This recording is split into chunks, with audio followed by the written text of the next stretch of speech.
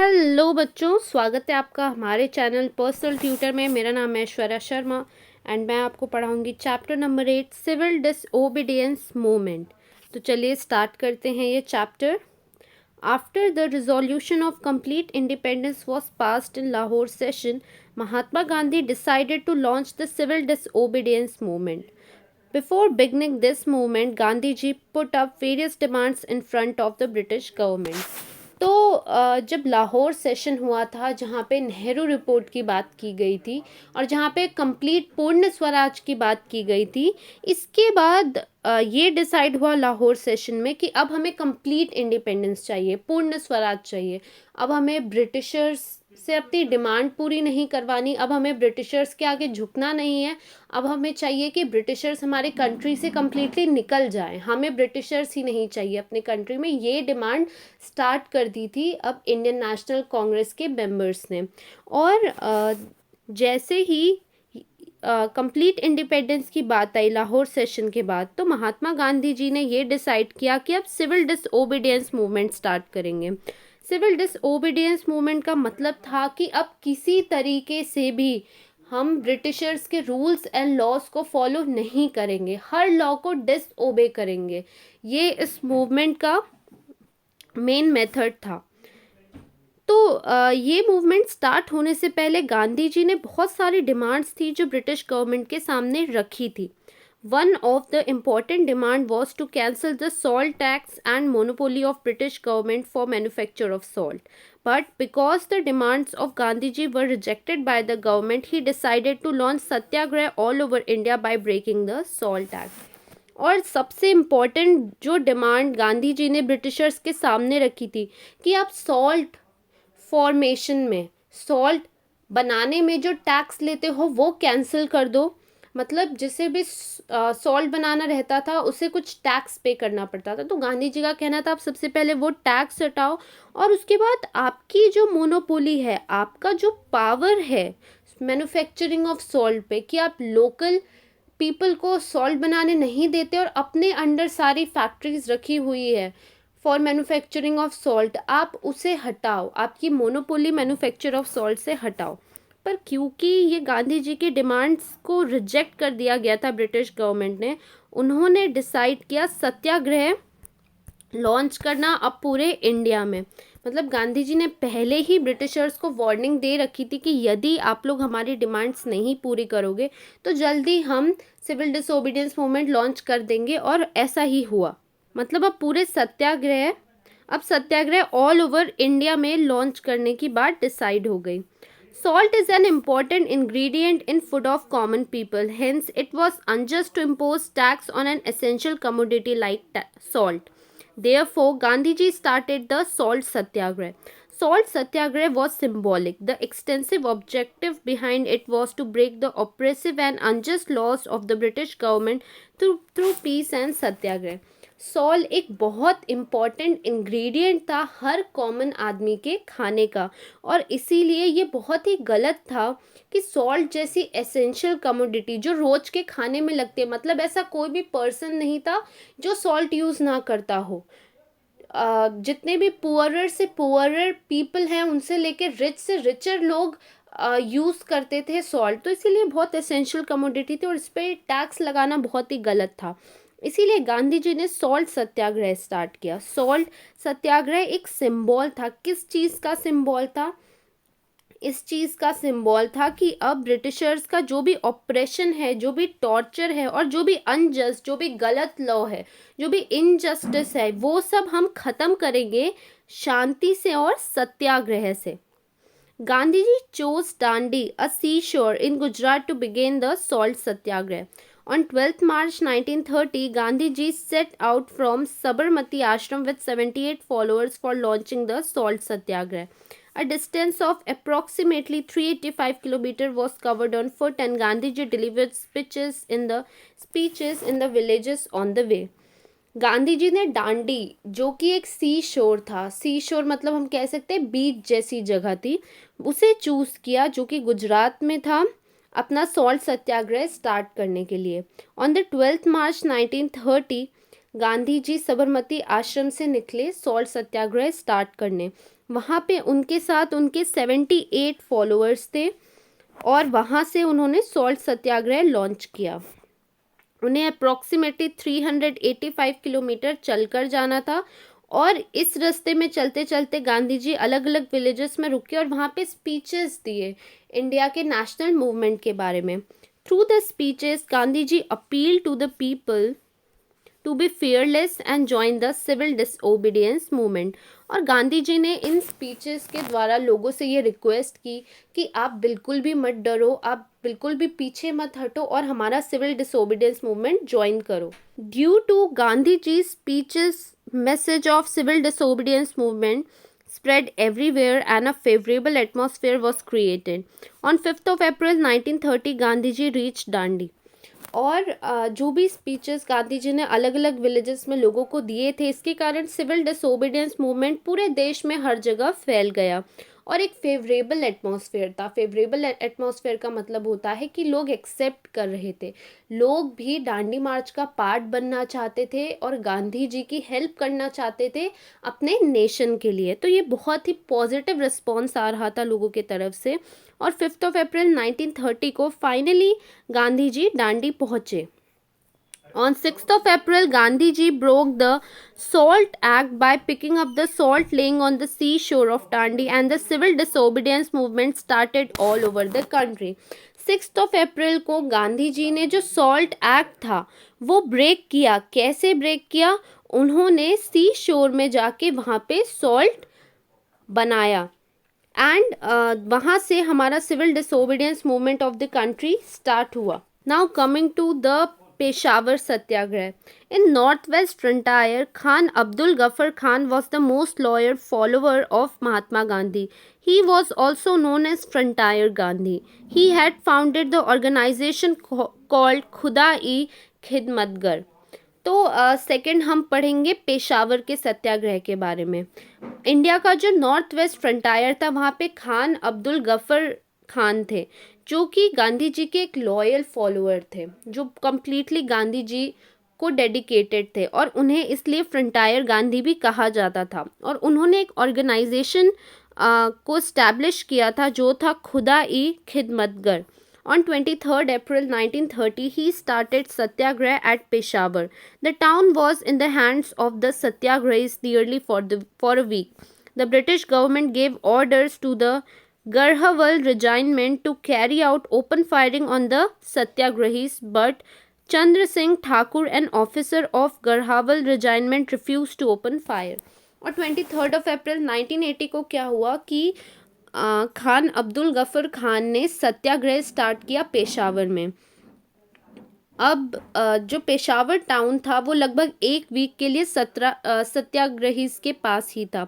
अब British government को जब ये पता चला तो उन्होंने ऑर्डर दिया गढ़वाल रेजिमेंट के ऑफिसर्स को कि आप सत्याग्रहीज के ऊपर ओपन फायरिंग स्टार्ट कर दो।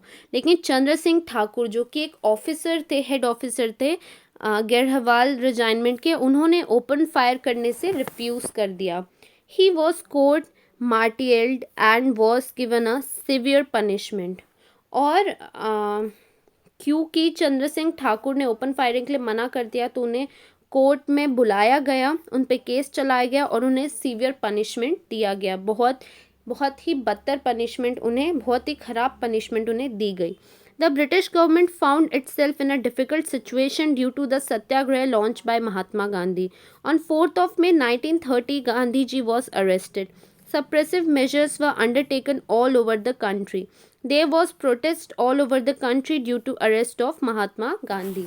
और ब्रिटिश गवर्नमेंट ने ये पाया कि पूरे कंट्री में कहीं ना कहीं सत्याग्रह हो रहा है और ब्रिटिश गवर्नमेंट हार चुकी थी लोगों से। इतने लोगों को एक साथ रोकना इम्पॉसिबल था, इसीलिए उन लोगों ने 4th अप्रैल 1930 को में गांधी जी को ही अरेस्ट कर लिया because he was leader of civil disobedience movement. So capturing him means stopping the civil disobedience movement और bringing a problem in civil disobedience movement. आपने पहले के चैप्टर्स में भी पढ़ा है कि जब भी लीडर नहीं रहते थे, कोई भी वॉर होता था और वहाँ पे यदि लीडर की डेथ हो जाती थी तो 50% तो लोग ऐसे ही हार जाते थे। तो यही सोचकर गांधी जी को अरेस्ट कर लिया गया और सप्रेसिव मेजर्स कहीं ना कहीं सत्याग्रही को डराने धमकाने के लिए, उनकी जो पावर है उसे दबाने के लिए बहुत सारी एक्शंस लिए गए। और गांधी जी के अरेस्ट के बाद पूरे देश में प्रोटेस्ट होने लग गया गांधी जी के सपोर्ट पे। सोलापुर सत्याग्रह। The mill workers were in the forefront in Solapur Satyagrah. On 6th of May 1930, हड़ताल was observed in शोलापुर।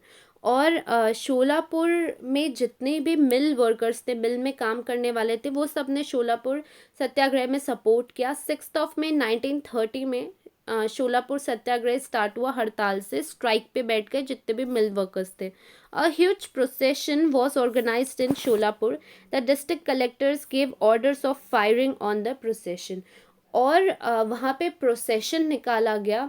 आपने आपने नॉर्मल लैंग्वेज में रैली सुनी होगी, रैली जैसा ही होता है प्रोसेशन। तो प्रोसेशन निकाला गया पूरी डिस्ट्रिक्ट पे ब्रिटिशर्स के प्रोटेस्ट के लिए। ब्रिटिशर्स तो वहाँ का जो डिस्ट्रिक्ट कलेक्टर था उसने ऑर्डर दिए कि जितने भी सत्याग्रही हैं शोलापुर डिस्ट्रिक्ट के, उन सबको उन पे फायरिंग की जाए, गोलीबारी की जाए। Many volunteers along with Shankar Shivdare died in the firing. As a result, people started attacking police stations, railway station, courts, municipal buildings, etc. The government declared martial law and the agitation was suppressed. और बहुत सारे volunteers थे जैसे शंकर शिवदरे, इन सब की इस firing में death हो गई। इसके कारण लोग बहुत ज़्यादा ही वॉयलेंट हो गए और police stations, railway stations, court, municipal buildings, जो भी गवर्नमेंट के रेसिडेंस की जगह थी, उन्हें अटैक करने लगे। और इसके बाद गवर्नमेंट ने मार्शल लॉ अपना डिक्लेयर किया कि किसी को भी अरेस्ट कर लेना, और बहुत ही ज़्यादा मतलब मेजर्स यूज़ किए उन्हें सप्रेस करने के लिए, और उन्हें सप्रेस कर लिया। Those who took lead in this movement such as Malappa Dhan Shetty, Shri Krishna Sarda, कुर्बान हुसैन, जगन्नाथ शिंदे वर हैंग टू डेथ। आप सोचिए जितने भी लीडर्स थे यहाँ के शोलापुर डिस्ट्रिक्ट में, जितने भी लीडर्स ने सत्याग्रह किया, जैसे कि मलप्पा धन शेट्टी, श्री कृष्णा सरदा, कुर्बान हुसैन, जगन्नाथ शिंदे, इन सब को फांसी में चढ़ा दिया गया। इतने सप्रेसिव मेजर्स यूज़ किए जा रहे थे। एंड कहीं ना कहीं ने फांसी में चढ़ाने का रीज़न ये भी था कि बाकी लोगों को डराना, ताकि दूसरे हिम्मत ना करे ब्रिटिशर्स के अगेंस्ट किसी तरह का भी प्रोसेशन निकालने के लिए। धरासना सत्याग्रह। The satyagraha at Dharasana in Gujarat was led by Sarojini Naidu. The police lathi charge on the satyagrahis who came forward to break the SALT Act. The satyagrahis silently tolerated the blows of the lathi. अब जो Dharasana district जो कि गुजरात में situated है, वहाँ पे सत्याग्रह हुआ था, उसे लेड किया था सरोजिनी नायडू ने, उसकी लीडर थी सरोजिनी नायडू। वहाँ पे भी पुलिस ने लाठी चार्ज किया सत्याग्रही पे जिन्होंने सॉल्ट लॉ ब्रेक किया, लेकिन सत्याग्रही वहाँ के शांत रहे और जितनी भी लाठी उन्हें पड़ती रही उतनी वो सहते गए। When they were taken away for medical aid, another branch of satyagrahis came forward to replace them. और जब जिन लोगों को चोट लग गई थी, जो लोग इंजर हो गए थे, वो लोगों को ठीक करने के लिए, मेडिकल ट्रीटमेंट देने के लिए दूसरी जगह ले जाया गया। उस समय उनके बदले उतने ही सत्याग्रही आकर वहाँ पे प्रोटेस्ट करने लगे। This continued endlessly. In Maharashtra, salt satyagraha took place at Vadla, Malwan and Shiroda. और ये कंटिन्यूसली चलता रहा। जितने भी पुलिसमैन थे वो कंटिन्यूसली अटैक करते रहे, लाठीचार्ज करते रहे, और लोग इंजर भी होते रहे। और वो फिर जब भी मेडिकल हेल्प के लिए जाते, कोई दूसरा ग्रुप आकर वहाँ पे प्रोटेस्ट करने लग जाता। तो ये कंटिन्यूसली चल रहा था। महाराष्ट्र में सॉल्ट सत्याग्रह वादला, मलवान, शिरोडा, इन जगहों पे हो रहा था। Where there was no salt pans, the forest laws were broken. There were jungle satyagraha at Bilashi, Sangmanar, Kalawan, Chirnar and Pusad in Maharashtra. The tribal people also took part in the satyagraha in large numbers. और जिन जगहों में salt tax का कोई मतलब ऐसा rule ही नहीं था, क्योंकि वहाँ पे सी ही नहीं था, तो सॉल्ट टैक्स की तो बात ही नहीं आती। ऐसी जगहों में फॉरेस्ट लॉज तोड़े गए थे, जंगल्स में जाकर सत्याग्रह किया गया था, जंगल सत्याग्रह, बहुत सारे अलग अलग डिस्ट्रिक्ट्स ऑफ महाराष्ट्र में। और जो ट्राइबल लोग थे वो लोग भी सत्याग्रह का पार्ट हुए थे लार्ज नंबर पे। Now coming to sacrifice of Babu Genu. In Mumbai, there was agitation against foreign goods. The vehicles transporting foreign goods were obstructed. Babu Genu Said, a mill worker from Mumbai, was in the forefront in this movement. अब मुंबई में भी foreign goods के against protest चल ही रहा था। जो भी गाड़ियां आ रही थी फॉरेन गुड्स कैरी किए हुए, उन्हें रोका जा रहा था। और बाबू गेनू सायद, जो कि एक मिल वर्कर थे मुंबई के, वो इस मूवमेंट के लीडर थे, वो लेड कर रहे थे इस मूवमेंट को। A truck carrying foreign goods safeguarded by the police came in front of Babu Genu. To stop the truck he lied down on the road. Police threatened him, but he did not move from this place. Finally, he was crushed under the truck. Babu Genu gained martyrdom. अब हुआ क्या कि जितनी भी trucks आ रही थी उसे उसे बाबू गेनू एंड उनके जितने भी सपोर्टर्स थे सब रोक रहे थे। अब एक ट्रक आई जो फॉरेन गुड्स जिसमें थे, और उस ट्रक में एक ब्रिटिशर्स का पुलिसमैन भी था। अब उसके सामने बाबू गेनू आ गए, और उनका कहना था कि आप ये ट्रक पास नहीं कर सकते, और इसीलिए वो ट्रक के सामने सो गए। अब जो जो पुलिसमैन उस ट्रक में बैठा था उसने पहले उन्हें थ्रेटन किया कि मैं ट्रक चला दूंगा, पर वो नहीं हटे, और फाइनली उनके ऊपर ट्रक चला दी गई एंड उनकी डेथ हो गई। This sacrifice of Babu Genu gave inspiration to the national movement. और ये जो सेक्रीफाइस किया था बाबू गेनू ने, ये बहुत ही बड़ा इंस्पिरेशन था लोगों के लिए कि कैसे अपने देश के लिए लोग सेक्रीफाइस कर रहे हैं। डजेंट मैटर उन्हें अपनी लाइफ देनी पड़ रही है, but still they are protesting. Now features of civil disobedience movement, ये भी इंपॉर्टेंट है कि क्या क्या फीचर्स थे सिविल डिसोबीडियंस मूवमेंट के। All the movements till now were limited only to urban areas, but this movement became a national-wide movement. People from rural areas registered their participation. पूरे देश में जितने भी मूवमेंट हो रहे थे वो सारे अर्बन एरियाज़ में ही हो रहे थे। हमने पहले भी पढ़ा है, जो भी वेस्टर्न कल्चर के लोग थे, वेस्टर्न एजुकेशन से लिए हुए लिटरेट लोग थे, वो लोग ही नेशनल मूवमेंट का पार्ट बन रहे थे। पर सिविल डिसोबीडियंट मूवमेंट एक ऐसा था जहाँ पे हर किसी ने पार्ट लिया था, अर्बन एरिया हो, रूरल एरिया हो, हर कहीं के लोग इस मूवमेंट में पार्टिसिपेट कर रहे थे।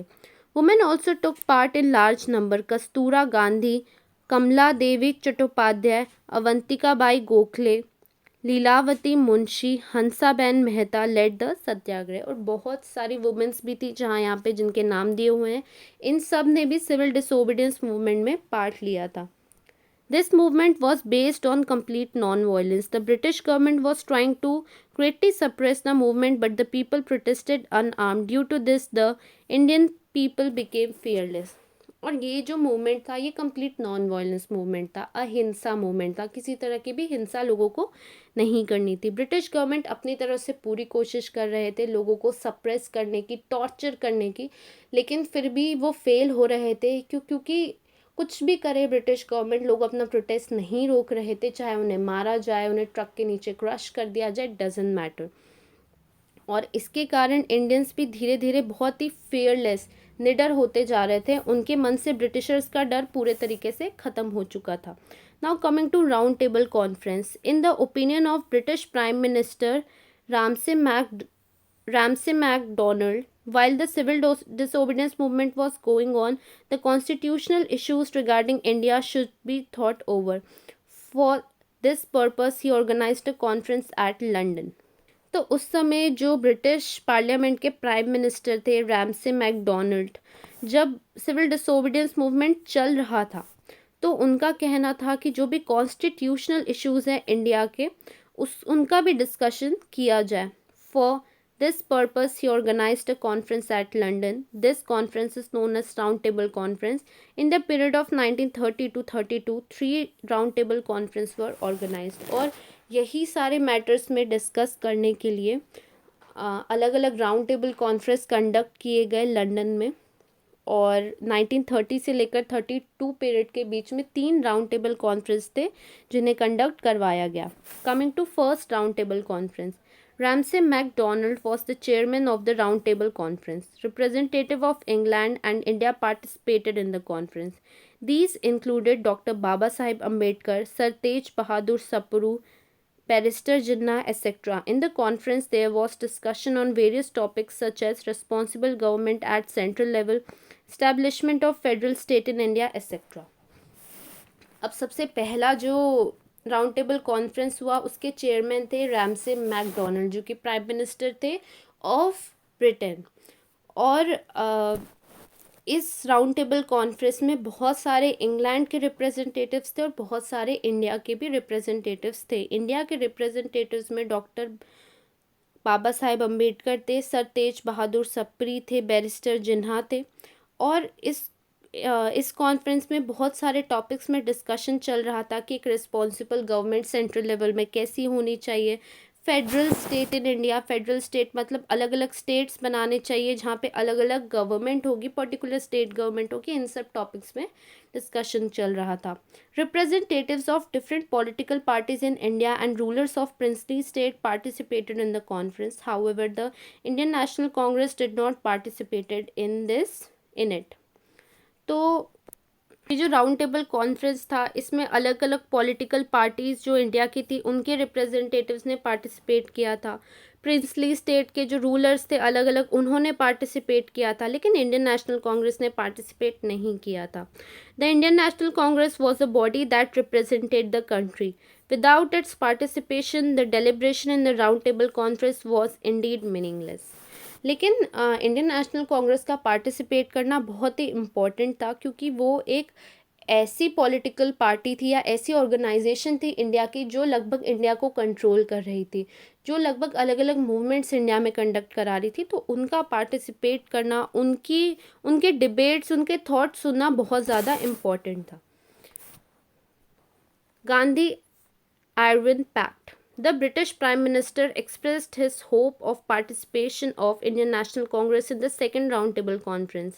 In view of the appeal made by the Prime Minister, the Viceroy released Mahatma Gandhi and other leaders from prison. Thus, a conducive atmosphere was created for the Congress to discuss the issues freely. अब British prime minister का ये कहना था और वो चाहते थे कि इंडियन नेशनल कांग्रेस के जो लीडर्स हैं वो सेकेंड राउंड टेबल कॉन्फ्रेंस में पार्टिसिपेट करें. और इसीलिए जो ब्रिटिश प्राइम मिनिस्टर थे उन्होंने ये ऑर्डर किया कि वाइस रॉय जो थे इंडिया के उस समय वो महात्मा गांधी और दूसरे लीडर्स को प्रिजन से रिलीज़ कर दें ताकि हमारी कंट्री में एक एक्सेप्टेबल एटमॉस्फेयर बन पाए, एक अच्छा एटमॉस्फेयर बन पाए और कांग्रेस से मिलकर सेकेंड राउंड टेबल कॉन्फ्रेंस में डिस्कशंस भी किए जा सके. A pact was signed between Mahatma Gandhi and viceroy Irwin, which is known as Gandhi-Irwin Pact. According to this pact, the British government assured that the system of responsible government would be added in the proposed constitution. और एक pact, हम कह सकते हैं treaty जैसा sign हुआ गांधी और viceroy Irving के बीच, जिसे गांधी आयरविन पैक्ट कहा जाता है. इस पैक्ट के हिसाब से ब्रिटिश गवर्नमेंट ने ये एश्योरिटी दी कि अब हम एक रिस्पॉन्सिबल गवर्नमेंट लेके आएंगे और एक प्रॉपर कॉन्स्टिट्यूशन इंडिया में लॉन्च करेंगे. मतलब एक ऐसी गवर्नमेंट लाएंगे जो लोगों के वेलफेयर के लिए काम करेगी, ऐसी गवर्नमेंट लाएंगे जो लोगों की हेल्प करेगी, ऐसा. Consequently, Indian National Congress withdrew the civil disobedience movement and agreed to attend the round table conference. और कंटिन्यूसली ऐसा हो रहा था कि Indian national Congress civil disobedience movement चला रही थी, लेकिन कुछ टाइम बाद उसे विथड्रू कर दिया, उसे स्टॉप कर दिया और अग्री हो गई कि हाँ हम राउंड टेबल कॉन्फ्रेंस में आएंगे, अटेंड करेंगे और वहाँ पे डिस्कशंस करेंगे, बस आप हमारी डिमांड्स पूरी करो. Now coming to second round table conference. ये इंपॉर्टेंट था क्योंकि यहाँ पे इंडियन नेशनल कांग्रेस ने भी पार्टिसिपेट किया था. In 1931, the second roundtable conference was organized. Mahatma Gandhi attended this conference as a representative of Indian National Congress. Along with Indian National Congress, representatives of various caste and communities, political parties, as well as princely states were invited. अब second round table conference conduct हुआ था 1931 में. महात्मा गांधी ने as a representative of Indian national Congress ये conference attend किया। और Indian national Congress के साथ साथ बहुत सारे दूसरे रिप्रेजेंटेटिव्स भी थे अलग अलग कास्ट के, कम्युनिटीज़ के, इंडिया से, जिन्होंने ये कॉन्फ्रेंस अटेंड की थी। और अलग अलग पार्टी के लीडर्स और अलग अलग प्रिंसली स्टेट के रूलर्स, इन सारे लोगों को भी इस कॉन्फ्रेंस पे बुलाया गया था। The government put forth the issue of minorities in the round table conference. There were differences regarding this issue and also regarding the nature of the prospective federal constitution. Gandhi tried to bring unanimity in the opinion but was unsuccessful. Finally, Gandhi ji became disappointed and returned back to India. अब जो government थी वो issues रख रही थी minorities की round table conference में। मतलब जिन टॉपिक्स पे बात करनी चाहिए थी उन टॉपिक्स से ज़्यादा ऐसे टॉपिक्स पे बात की जा रही थी जहाँ पे लोगों के बीच में झगड़ा हो, या वहाँ पे कोई भी कंक्लूजन नहीं निकाला जा सके, कोई भी बात वहाँ फाइनल की नहीं जा सके। और ये जो इशू था माइनॉरिटीज़ का, इसमें बहुत ज़्यादा डिफरेंसेस थे, क्योंकि हमारे इंडिया में ऐसे भी माइनॉरिटीज़ में जो आते हैं, जैसे मुस्लिम्स आते हैं और लोअर कास्ट के बहुत सारे लोग हैं जो माइनॉरिटी कम्युनिटी में आते हैं। तो ये लोग जो माइनॉरिटी कम्युनिटी में आते हैं लोग, उस मतलब आई मीन टू से उस समय आते थे, जो उस समय लोअर कास्ट सिस्टम था एंड जो भी सिस्टम था जिसमें माइनॉरिटी में लोग आया करते थे, ये लोगों की सोच और उस समय के जो भी अपर कास्ट के लोग थे या जो भी वेस्टर्न एजुकेशन से एजुकेटेड लोग थे, इनकी सोच में बहुत ज़्यादा डिफरेंस था। तो वहाँ पे जब माइनॉरिटी की बातें डिस्कस की गई तो लोगों के डिफरेंट ओपिनियन सामने आए और वो मैच नहीं कर रहे थे। इसीलिए कोई भी ऐसा ओपिनियन नहीं था जो सक्सेसफुल हो, जहाँ पे एक मिलकर लोग कुछ सक्सेसफुली कह पाए। और इसीलिए गांधी जी बहुत ज़्यादा डिसअपॉइंट हुए और वो इंडिया वापस आ गए। Doctor Baba Saheb Ambedkar represented the Dalits in the Round Table Conference. He demanded separate electorates for Dalits. After the second Round Table Conference, the British Parliament Prime Minister Ramsay MacDonald declared communal awards. और वहाँ पे जो B R Ambedkar गए थे, अभी हम next topic में आ गए हैं पूना पैक्ट में। वहाँ बी आर अम्बेडकर ने जो भी दलित्स हैं उनके तरफ से वो एज अ लीडर गए थे राउंड टेबल कॉन्फ्रेंस में, और वहाँ पे उन्होंने ये डिमांड किया कि हम जो भी दलित्स हैं उन्हें अलग से सीट दी जाए, पार्लियामेंट में इलेक्टोरेट्स दी जाए। और सेकेंड राउंड टेबल कॉन्फ्रेंस के बाद जो प्राइम मिनिस्टर थे ब्रिटेन के, उन्होंने कम्युनल अवार्ड्स डिक्लेयर कर दिए। मतलब जो भी लोअर कास्ट के लोग होंगे उन्हें अलग से सेपरेट सीट्स दी जाएगी। According to it, Dalits were given separate electorates. Gandhiji went on fast unto death at Yerwada jail, protesting against granting of separate electorate on the basis of caste. The leaders of Indian National Congress requested Dr. Babasaheb Ambedkar to reconsider the demand for separate electorates. Keeping in mind the interest of nation, Dr. Ambedkar was ready to accept this request.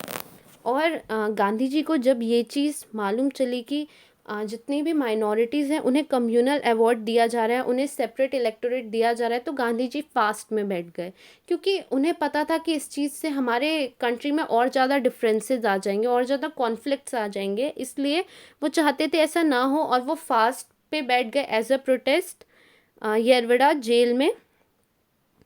और जो leader थे Indian national Congress के, वो doctor B R Ambedkar से request कर रहे थे कि प्लीज़ आप जाकर कहिए कि आप लोगों को सेपरेट इलेक्टोरेट नहीं चाहिए। कहीं ना कहीं Britishers again divide and rule कर रहे थे, कहीं ना कहीं वो एक गेम ही था जो चल रहा था। तो इस चीज़ पर doctor B R Ambedkar agree हो गए और उन्होंने एक्सेप्ट कर लिया गांधी जी की और इंडियन नेशनल कांग्रेस की जो रिक्वेस्ट थी। In 1932, Mahatma Gandhi and doctor Baba Saheb Ambedkar signed the famous Poona pact. और 1932 में महात्मा गांधी और डॉक्टर बाबा साहेब अम्बेडकर ने पूना पैक्ट साइन किया। According to this pact, separate electorates for Dalits was cancelled and a provision for reserve seats was made. और ये जो पूना पैक्ट साइन हुआ था, इसके हिसाब से जो अलग से इलेक्टोरेट्स मिल रहे थे दलित्स को, वो कैंसिल किए गए और ये चीज़ लाई गई कि अब रिज़र्व सीट्स रखी जाएगी, मतलब कुछ सीट्स को फिक्स कर दिया जाएगा कि हाँ ये रिज़र्व्ड है, ये जितने भी दलित्स हैं उनको ही मिलेगी, उनके लिए सेपरेट जो इलेक्टोरेट का सिस्टम था वो कैंसिल कर दिया गया। Now coming to third round table conference in November 1932, the third round table conference was organized in England. The Indian National Congress boycotted the conference, thus this conference proved to be futile. और नवंबर 1932 में third round table conference conduct किया गया England में, लेकिन Indian national Congress ने इसे completely boycott किया और ये कांग्रेस फेल हुआ और ये कॉन्फ्रेंस फेल हुआ। Now second phase of civil disobedience movement. Second phase क्या था सिविल डिसोबीडियंस मूवमेंट का? Gandhiji returned to India from the second roundtable conference with a dejected mind. He decided to restart the civil disobedience movement. Gandhiji was immediately arrested, hence there was discontent among the people. अब गांधी जी जब second round table conference के बाद India आए तो उनका बहुत ज़्यादा ही disappointed थे वो, और इसीलिए उन्होंने सोचा कि अब हम ब्रिटिशर्स की कोई बात नहीं सुनने वाले, और अब second time civil disobedience movement start करने को डिसाइड किया गांधी जी ने। लेकिन गांधी जी के इंडिया आते ही उन्हें अरेस्ट कर लिया गया, और इस कारण से लोग अगेन ब्रिटिशर से बहुत ज़्यादा डिसकंटेंट आ गया लोगों के बीच में, बहुत ज़्यादा ही चिढ़ने लगे लोग, एंड फिर अगेन हमारी कंट्री में प्रोटेस्ट स्टार्ट हो गया। Government responded to this movement by using inhuman, oppressive methods. There was strangling of civic rights everywhere. The Indian National Congress and its associated institutions were declared illegal. Restrictions were levied on national newspapers and literature. और government ने भी जो लोग protest करने लगे इसके against बहुत ही inhuman methods use किए, जैसे जितने भी राइट्स थे लोगों के, सिविल राइट्स थे, वो सारे लोगों से छीन लिए, उनका गला घोट दिया। इंडियन नेशनल कांग्रेस और इस तरह के जितने भी इंस्टीट्यूशंस थे जो अपने देश के लिए लड़ रहे थे उन्हें इलीगल डिक्लेयर कर दिया, और जितने भी नेशनल न्यूज़पेपर या लिटरेचर बुक्स वगैरह थी उन्हें भी इलीगल डिक्लेयर कर दिया। उन पर रेस्ट्रिक्शन लगा दिया कि ऐसे न्यूज़पेपर अब नहीं छापे जाएंगे और ना ही ऐसे लिटरेचर अब लिखे जाएंगे जो गवर्नमेंट के अगेंस्ट हो। Finally, in April 1934, Gandhiji withdrew the movement and the historic phase of civil disobedience movement came to an end. और फाइनली 1934 में गांधी जी ने सिविल डिसोबीडियंस मूवमेंट रोक दिया और सिविल डिसोबीडियंस मूवमेंट स्टॉप हुआ। उस दिन के बाद से वो ख़त्म हो गया। यहाँ पे आपका ये चैप्टर ख़त्म होता है। यदि आपको कोई भी डाउट हो तो आप हमें श्योर कमेंट सेक्शन पे पूछ सकते हैं। Thank you for watching.